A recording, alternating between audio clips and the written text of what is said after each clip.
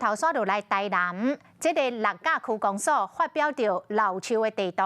总共汇集着六甲17丛有故事的老树，要互旅客嘛做伙来见证着六甲的历史风情。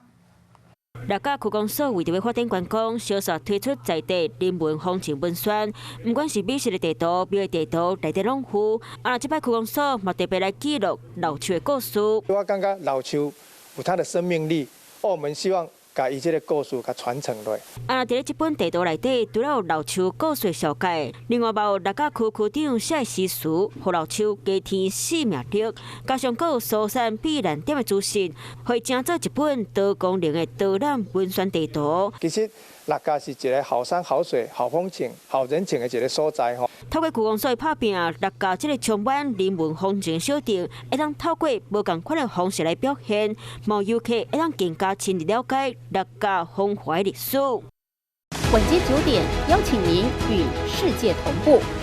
，60分钟掌握全球脉动。